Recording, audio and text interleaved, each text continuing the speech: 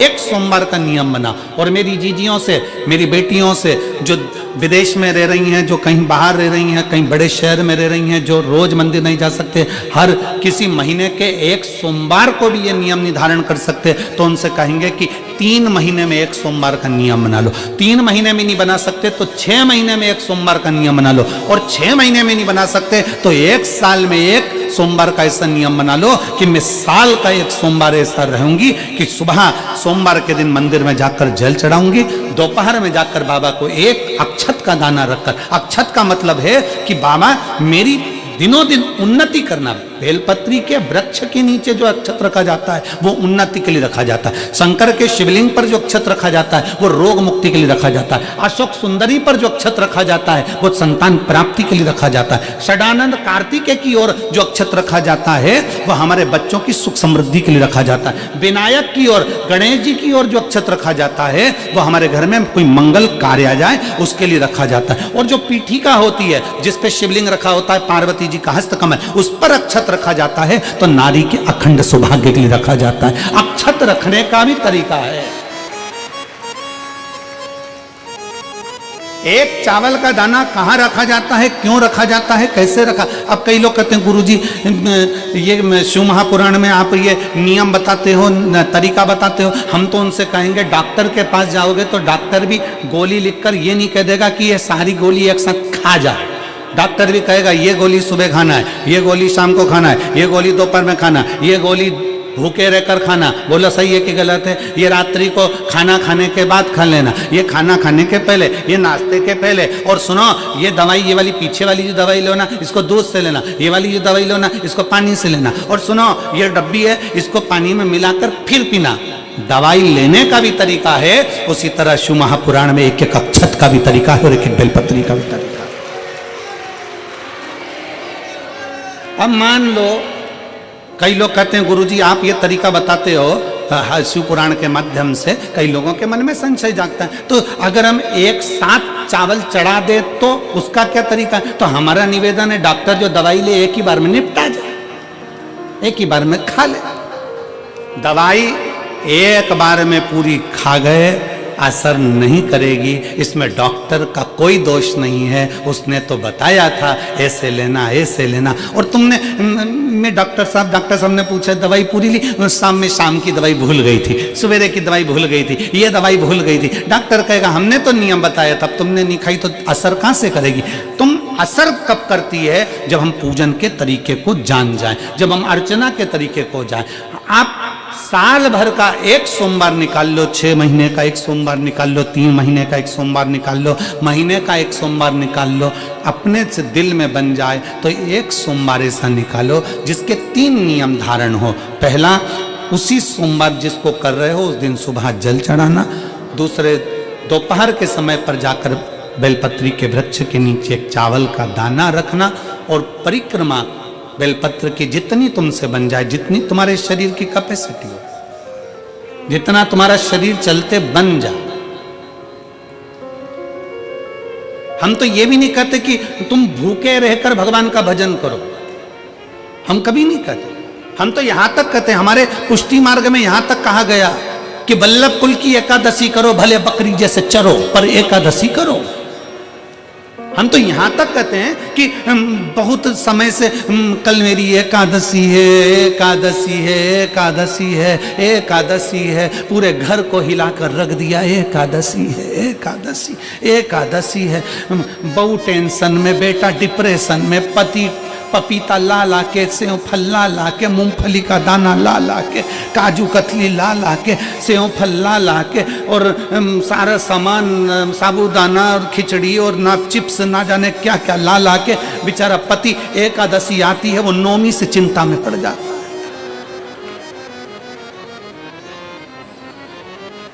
हम तो ये भी नहीं कहते कि तुम व्रत बहुत भारी करो, तुम व्रत उपास भी बहुत टेंशन वाला करो, ना ना ना।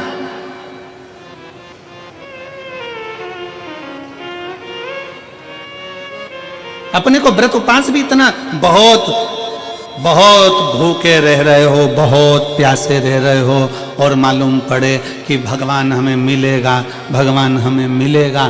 भगवान कहता है कि देख भाई, मैं भी भूखा नहीं रहता, तू भी भूखा मत रहे, मैं भी चकाचक रहता हूँ, तू भी चकाचक रहे, मैं भी अपने। और भगवान शंकर तो ये भी कहते हैं कि अपना परिवार भी मत छोड़ो, मेरे पास में पार्वती भी। एक ही देवता है जो विद फैमिली मंदिर में बैठता है। शंकर जी हैं तो पार्वती जी है, तो गणेश जी हैं, तो कार्तिकेय जी हैं, तो नंदी है, सब मंदिर के अंदर चाहिए। शंकर भगवान अपने पूरे परिवार के साथ। शंकर जी तो ये कहते हैं अकेले तुम क्यों रहते हो?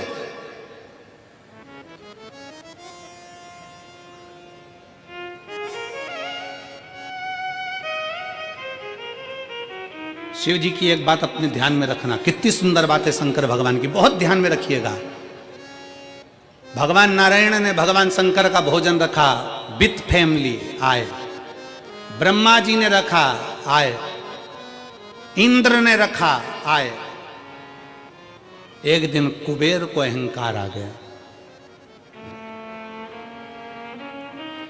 और कुबेर ने मन में सोचा कि मेरे पास में इतना वैभव है, इतना धन है, मेरे पास में इतना वैभव, इतना धन है। कुबेर ने विचार करा कि मैं भी सबका भोजन रखता हूं, मेरा धन देखेंगे, वैभव देखेंगे। सबको बुलाया, सबको। अब कुबेर जी को मालूम पड़ा कि भगवान विष्णु के यहां तो केवल 2 हैं, ब्रह्मा जी के यहां 2 हैं, इंद्र के यहां 2 हैं, गरुण वरुण सारे देवता के यहां 2 हैं, शंकर भगवान की फैमिली बड़ी है। तो उन्होंने पत्रिका में लिख दिया श्रीमान श्रीमती।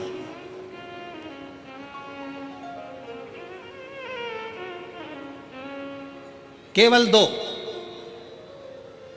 सबके यहां मेरा भोले बाबा गया, मेरे शंकर गए, पर कुबेर के यहां पर जब पत्रिका देने के लिए कुबेर शंकर जी के यहां गए, शंकर जी ने पत्रिका को देखा तो उसमें लिखा था कि शंकर पार्वती पधारे, श्रीमान श्रीमती।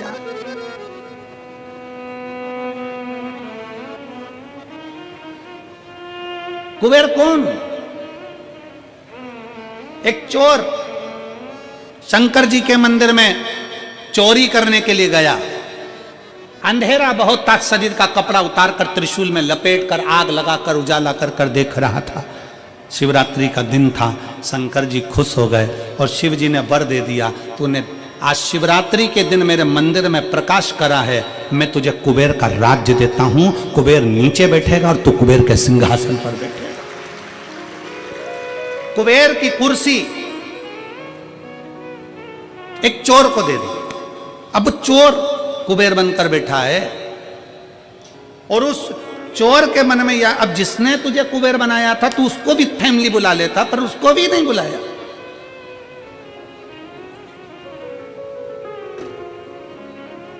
नहीं बुलाया।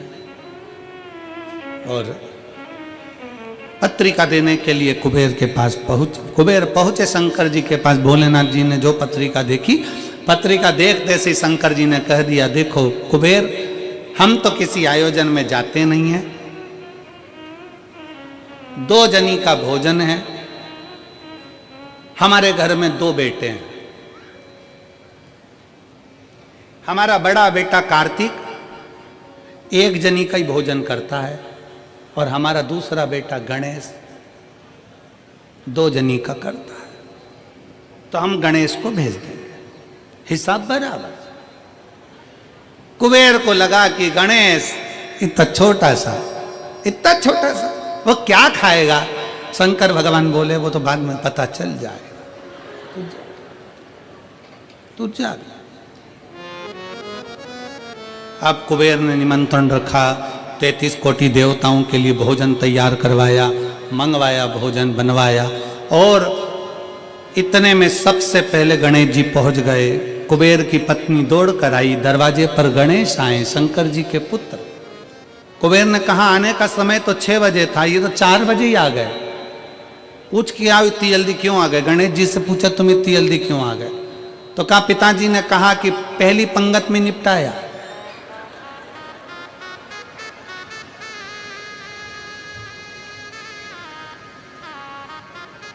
या तो पहली पंगत या आखिरी पंगत, इन दोनों को फायदा रहता है और इन दोनों को नुकसान भी रहता है। जाओ चले जाओ। अब गणेश जी ने कहा कि तो इतने में पत्नी बोली कि अच्छा है पहले आ गए तो अपन खिला के फ्री हो जाएंगे, चलो बिठाओ। आसन लगाया, बिठाया। गणेश जी महाराज ने जो खाना चालू करा, जितना 33 कोटि देवताओं का बना था गणेश जी पूरा की पूरा खा गए। पत्नी चिल्ला कर बोली ये तो अकेला ही पूरा खा गया। कुबेर जी बोले तो उसमें क्या दिक्कत है, मैं कुबेर,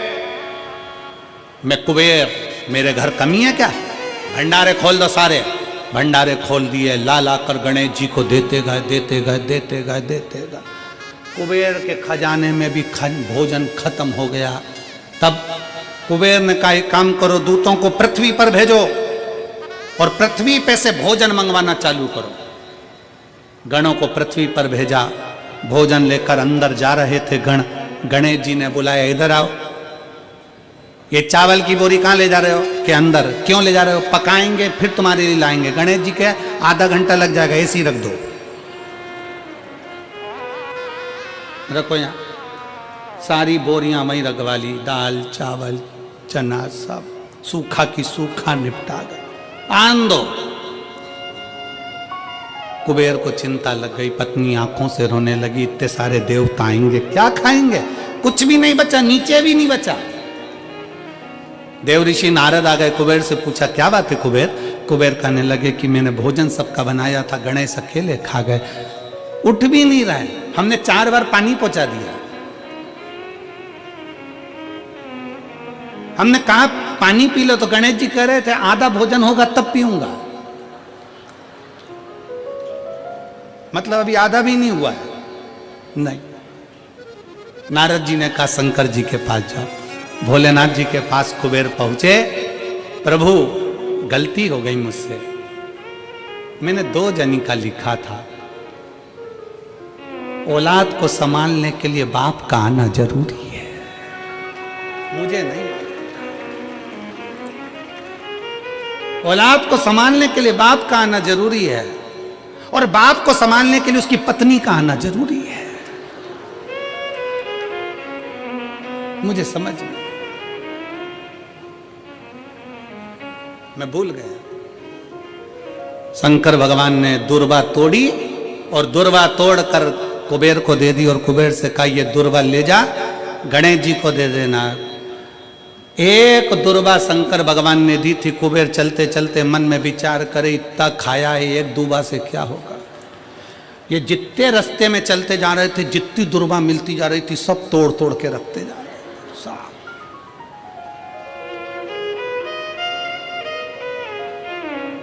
सारी दुर्वा लेकर गणेश जी को दे दी, तुम्हारे पिताजी ने भेजी है।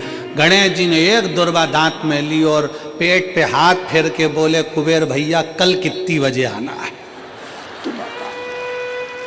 कल कितनी बजे आना? कुबेर के मेरी सौगंध है जब तक तुझे कोई बुलाए नहीं तब तक तू जाना नहीं, और जैसे ही तुझे कोई उठा दे तो तू उठ भी जाना, तेरे हाथ जोड़ो। तब से ब्याहों में गणेश जी को बुलाते भी हैं, छोड़ के भी आते हैं, मंगल कार्य में लेकर भी आते हैं, छोड़ कर भी आते हैं। 33 कोटि देवता में केवल एक देवादिदेव महादेव एक ऐसे हैं, अगर उनको बुलाना है, शंकर जी कहते हैं कि मुझे बुलाने के लिए मेरा सारा परिवार आमंत्रित करना पड़ेगा, सारा परिवार आएगा तो मैं अकेला नहीं, मेरे साथ बुद्धि का देव गणेश भी आएगा तो रिद्धि और सिद्धि भी आएगी, षडानंद कार्तिकेय भी आएंगे तो अखंड सौभाग्य देने वाली गौरा पार्वती भी आएगी। वो सब आमंत्रित, वो सब आए। शिव जी कभी नहीं कहते कि तुम परिवार छोड़ दो, शंकर जी कभी नहीं कहते कि तुम घर छोड़ दो, शंकर जी ये भी नहीं कहते कि तुम बहुत घोर व्रत करो। शंकर जी तो कहते हैं कि खूब प्रेम से आराम से जो मिल जाए, समय समय पर जैसा जैसा मिल जाए। एक माता एक भैया लड्डू बांट रहा था कल शाम को, तो एक माता लड्डू बांटते बांटते भैया ने लड्डू दिया तो माता जी बोली है तो गुड़ का मेरे से खवाएगा नहीं, गजक है क्या, गजक है क्या? अब गजक नहीं थी उसके पास में, तो उसने कहा गजक तो नहीं है, तो वो चल दिया। इतने में पास में एक माता बैठी थी, उसने कहा गजक, अरे वो लड्डू ही ले लेती तो फोड़ के खा लेती, गजक का ही काम करती है। वो लड्डू भी गया, गजक भी गई, लड्डू भी गया और गजक भी गई। तो शिव महापुराण की कथा कहती है, मेरी बुजुर्ग माताओं से निवेदन है, मेरे बुजुर्ग पिताओं से निवेदन है, मेरी माताओं से, मेरे भाइयों से निवेदन है, अगर बच्चे कह रहे हैं मम्मी, ए मम्मी चलो बैठो साथ में बैठ के समोसा खाओ, माँ को ये नहीं, मैं नहीं खाऊं, मैं नहीं खाऊं, लिया चल ला बैठ तो मेरे पास में आ इधर। बुजुर्गों को भी समय की अवधि का ध्यान रखते हुए थोड़े बच्चों जैसे ढलना पड़ेगा। बुजुर्ग को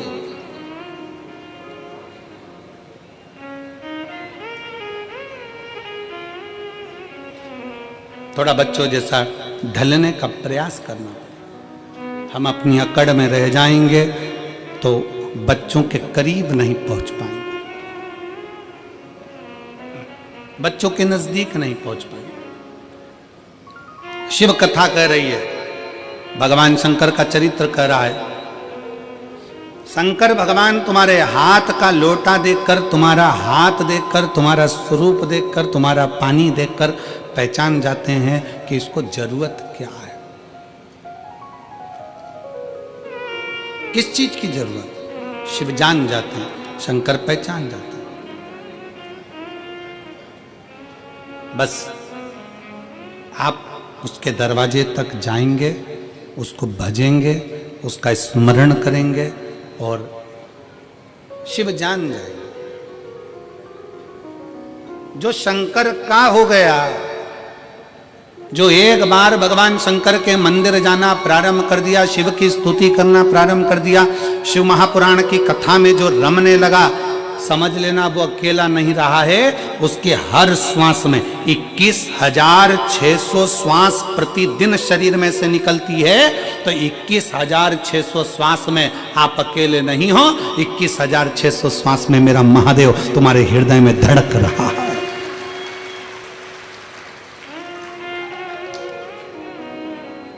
वो एक लाइन स्मरण में आती है ना,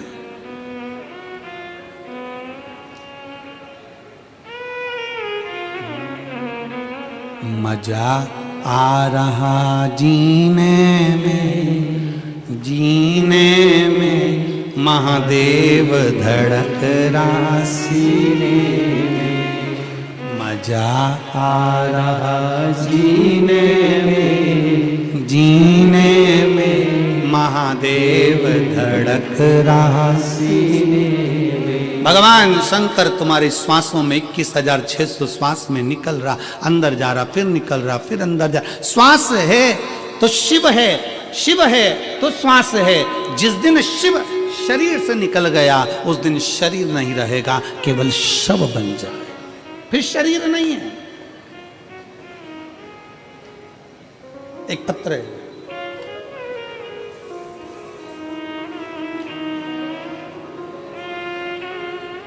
मैं जसबीर कौर, पत्नी बलजीत राम, गांव जैनपुर, तहसील शाहाबाद, मारकंडा जिला कुरुक्षेत्र, हरियाणा की निवासी हूँ। कहीं बैठी हो तो हाथ हिला सकती हैं, अगर कहीं बैठी हो तो हाथ हिला सकती हैं। मैं जसबीर कौर, पत्नी बलजीत राम, गांव जैनपुर, तहसील शाहाबाद, मारकंडा जिला कुरुक्षेत्र, हरियाणा की निवासी हूँ। आप ही हैं?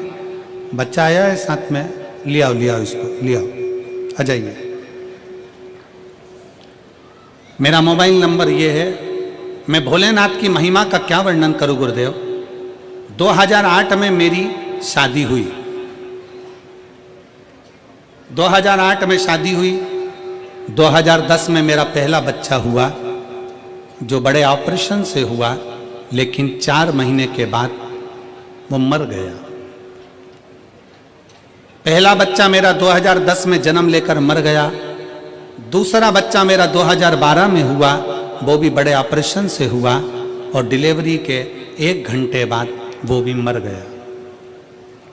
तीसरा बच्चा मेरा 2015 में जन्मा और 2015 में ऑपरेशन होने के बाद डिलीवरी के समय पर वो बच्चा मर गया।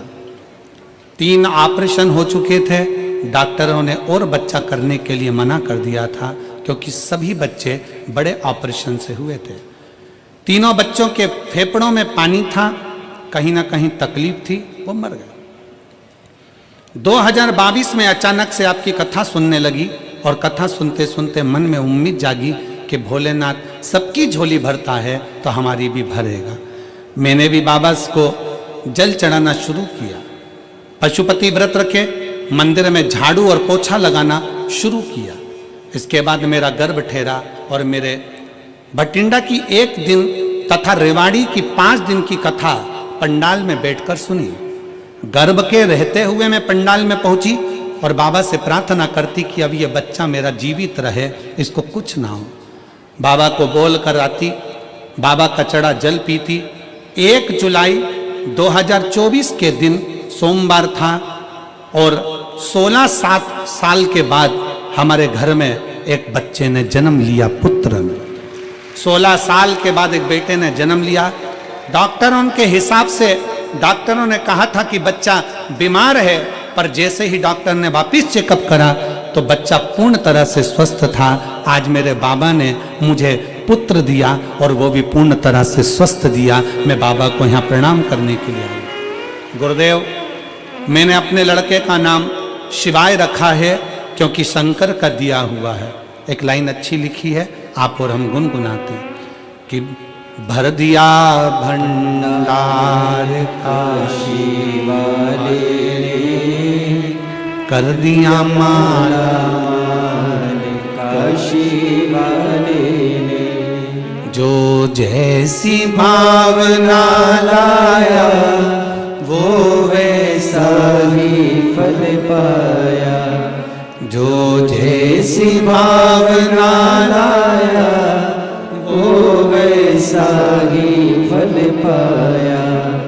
नहीं खाली उसे लौटाया, वो मन ही मन हर्षाया, कर दिया माला माल काशी वाले ने, लुटा दिया भंडार काशी वाले ने। 16 साल के बाद बाबा ने मेरी गोदी में संतान दी।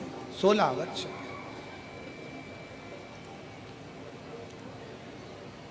पंडाल में बैठकर बस यही मांगा था कि तू अब देना तो स्वस्थ देना, तेरी कृपा, तेरी दया, तेरी करुणा, तेरी उदारता कुछ कम ना हो। फिर निवेदन है मेरी मेरठ की जीनियों, मेरे मेरठ के जीजाओं, मेरी बेटियों, बेटाओं, माताओं, मेरे भाई बहन, ये कथा आज तो 3रा दिन है, 4 दिन की और बची है। कथा जब पूरी हो जाएगी ना, जो कथा के पंडाल तक नहीं पहुंचे ना, वो बाद में पछताएंगे, सोचेंगे अपने नजदीक में तिजोरी खुली थी और हम हीरे बटोर नहीं पाए और खाली खाली हम बटोर नहीं पाए, हम खाली की खाली रहे। आ जाओ।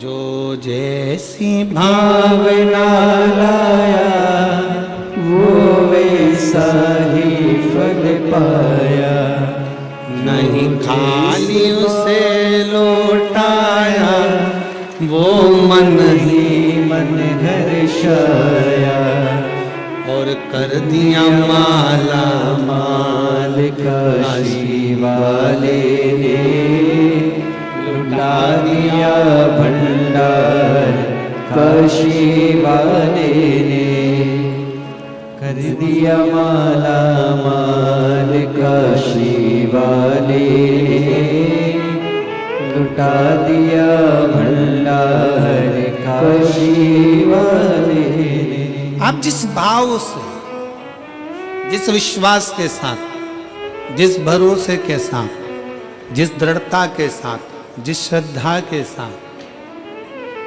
शिव कथा को सुनते हो, पंडाल में बैठकर कथा का रस तत्व ग्रहण करते हो, बाबा क्या देता है, कैसे देता है, ये उसके ऊपर निर्भर करता है। एक कई लोग ऐसे मिलेंगे संसार में जो आपसे कहेंगे कि क्या करना शंकर के मंदिर जाकर, क्या करूं।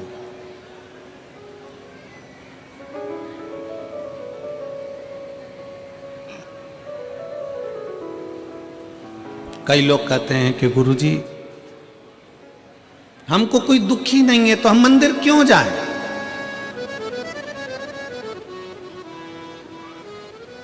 मंदिर क्यों जाया जाए? क्या करेंगे मंदिर जाकर? शिव महापुराण की कथा कहती है आप कितने भी करोड़पति हो, धनपति हो, वैभवपति हो, सत्तापति हो, पर एक बात याद रखना कि तुम्हारा धन, तुम्हारी वैभव, तुम्हारी सत्ता, तुम्हारा पैसा, तुम्हारी दौलत जिस दिन कहीं हॉस्पिटल में पड़े होगे, सारी दौलत तुम्हारी लॉकर में रहेगी, घर पर रहेगी, उस जगह पर केवल तुमने जो शंकर भगवान को एक लोटा जल चढ़ाया है वो जल तुम्हारा कल बदलेगा, वो बदलेगा।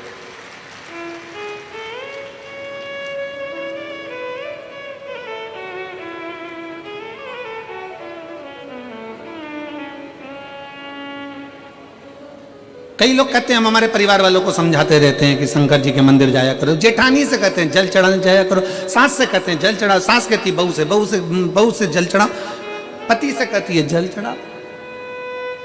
भाई नायक और नालायक इन दोनों में बड़ा अंतर है। कौन कौन? जम के बोलो जरा, जम के आवाज नहीं आई हमको। पहले नंबर पर नायक, दूसरे नंबर पर नालायक। नायक हमेशा दुश्मनों से लड़ता है और नालायक हमेशा अपनों से ही लड़ता है। नायक हमेशा दुश्मनों से लड़ेगा और नालायक अपनों से लड़ेगा। जो सनातनी होकर भी हिंदू के धर्म में भी प्रकट होने के बाद, जन्म लेने के बाद भी हिंदू का विरोध करे, जो सनातनी होने के बाद भी सनातन धर्म का विरोध करे, वो नालायक ही होता है, वो नायक नहीं हो सकता। अरे जब कोई सनातनी सत्कर्म कर रहा है, कोई सनातनी आगे बढ़ रहा है, कोई हमारे राष्ट्र की रक्षा कर रहा है, कोई सनातनी अपने इस राष्ट्र को मजबूत करने का प्रयास कर रहा है, तो एक एक सनातनी को चाहिए, एक एक हिंदू को चाहिए, एक एक व्यक्ति को चाहिए कि उसका साथ दे।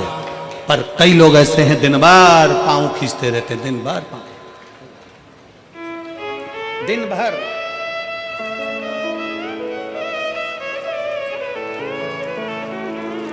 हमारे बीच में संत शिरोमणि पधारे हैं, एक बार जोरदार ताली बजाकर।